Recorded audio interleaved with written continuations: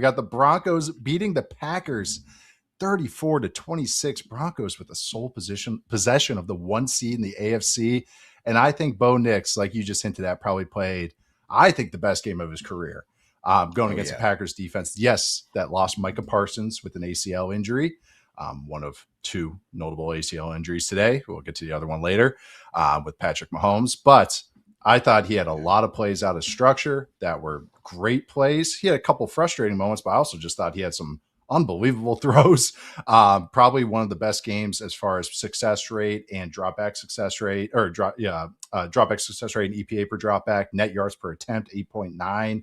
He finished with 303 total yards, 4 touchdowns, did not take a sack, and I believe did not get hit the entire day, which speaks to him, the O-line, the offensive system. I thought some of the play calling was great from Sean Payton. I think your observation about the Packers defense kind of tapering off as games go along outside the opening script and Sean Payton in turn cranking it up after the opening script, I think that was dead on with this game and how it played out. No, but I thought this was, if you want to make an argument that the Broncos are a legit contender and like a legit contender, not just, playoff team, in the AFC, this was the game to point at because this made me feel just way better about them. But what'd you think about this game and a Broncos huge win at home? No, I'm with you. I think this game, it kind of changes, it changes what I think about them. Like if they can play like that and get into the situation, really, like at the end of the game, your defense has a chance to pin its ears back and really just attack an offense that's trying to score. Like that's ultimately, I think, where the Broncos would love to find themselves probably in some of these clutch moments, because when that late game or the last 2 drives that the Packers had, if you want to call like that last little thing that they had like a full drive, I mean, they just, like I said, they just pinned their ears back and they let it go. And the defensive line got up the field. Nick Bonito was absolutely dusting their offensive line. I know, everyone's a little banged up on the Green Bay side of the ball. They lost Christian Watson today. It looks like he broke his collarbone. So really tough day for them. But still, like the Broncos' ability to be in that game at the end and have their defensive spot to close it. I mean, a lot of it was because of Bo Nix. I mean, the touchdown that he hit, I think it was Courtland Sutton, like up the seam where he was like standing on the right hash and threw it left, like deep down on the back shoulder. Like that was really nice. Like I'm with you. I thought that was the best game he's probably ever played in his whole career. And look, I mean, Micah Parsons was in there for most of the game, and Micah was still getting his pressure, and it was kind of weird. Like Bo was just kind of doing some of these plays, doing his little magician thing, and then he's hightailing back across the field, and next thing you know, they've gotten explosive. So that's kind of like where maybe I discounted Bo like as a prospect. I kind of undersold like some of his physical gifts, and then you see him do stuff like that and rip a throw on the run. I'm like, man, now he's pretty gifted. Just got to get that process down. Yeah, just got to hone it in a little bit. But no, I agree with you. He pulled away from some, like you said, with Parsons when he was in there. I thought there was a 4th and 3 he hit Courtland Sutton on late in the game. And that was one of those where I actually was more like to Jeff Hafley and the Packers. I was like, you can't run man coverage against Bo Nix. And because I talked about this in the preview show, I wrote about it. He's a top 10 quarterback against man. He's a bottom 10 quarterback against zone. And on that play was the perfect kind of encapsulation of what I mean by that, because it's 4th down, isolated Courtland Sutton, man coverage, and they, rather than reading out like the drive concept, where drive is a crosser and a dig that they had over the middle of the field, he just takes the one-on-one go ball. Courtland Sutton wins, boom, done like that. And like he can, when he's on fire, he can roll because he's got a big arm. Yeah. That's why he's so good in the red zone, actually kind of clicked for me. I want to say it was a Troy Franklin touchdown, but that was the design I liked. It was like a scissors concept. And Bo Nix or Sean Payton's going to, especially in the red zone, is going to really dial up some plays. And you need arm strength in the red zone to really succeed in the NFL because you got to drive on a lot of throws. And that's where I'm starting to see it click a little bit, why he gets some of these touchdowns in the red zone. Some of them were great design. Some of them were just gimmies, play action boots. But these plays were kind of the perfect where you can use Nix's gifts. He hits the post route, skinny post, whatever you want to call it. And like he fires that thing in there. And yes, it's like just like touch behind, but it's perfect. It pins it right on the receiver. DBs can't make a play because the ball's on the receiver so quick.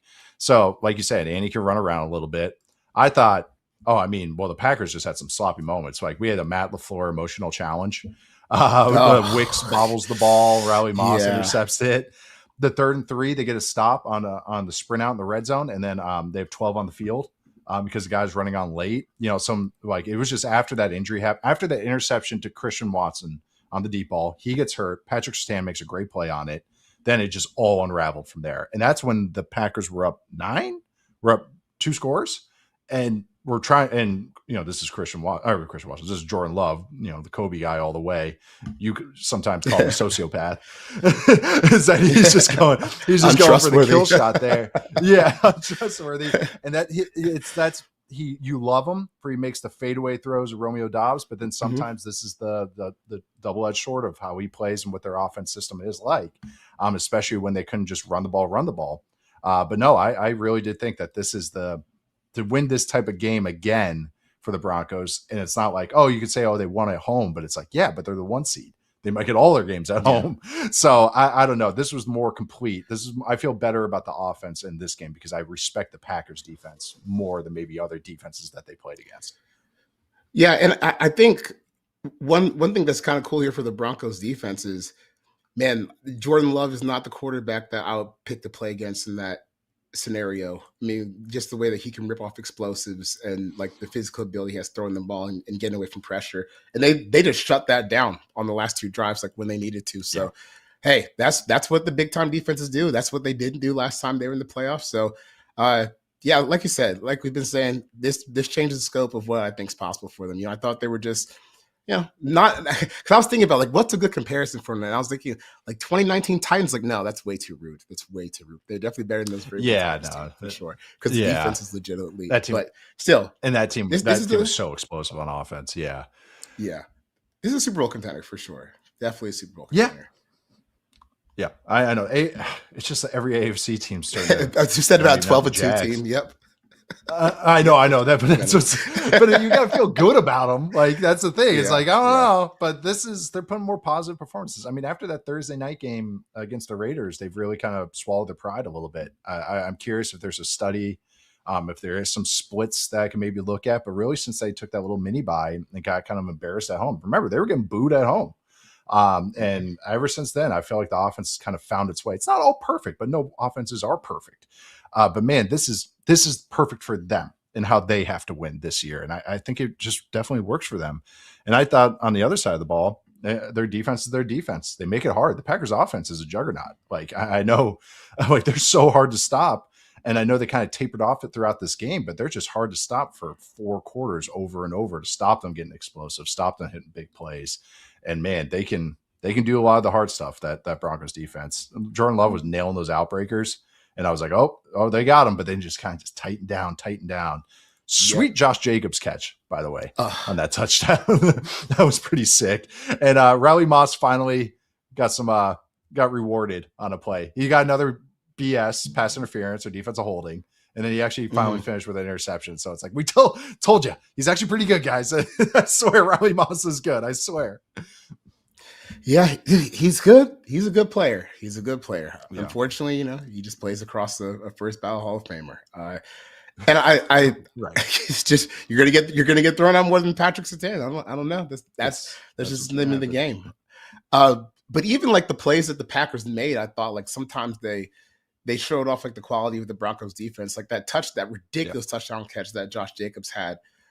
In the corner, like he was pinned to the sideline by Dre Greenlaw. I mean, maybe you would love to be like a half step faster there for Greenlaw, but it's kind of nitpicking. Like you're in a good spot, and they were able to make it in those tight quarters. Like they really do just make it really, really tough on you. And I'm kind of interested just to see like who they draw in the first round of or whenever if they skip the first round or if they play in the wild card, who they draw, because the way that they're kind of peaking right now on defense, at least just in terms of like how it's all fitting together, because I know they've had games where they've given up fewer than 26 points, but I still thought that was a really impressive performance for them against a Super Bowl level offense. And we just got to see, like, can Bo Nix just hold together enough to go to a Super Bowl run? I mean, everyone else seems kind of ready.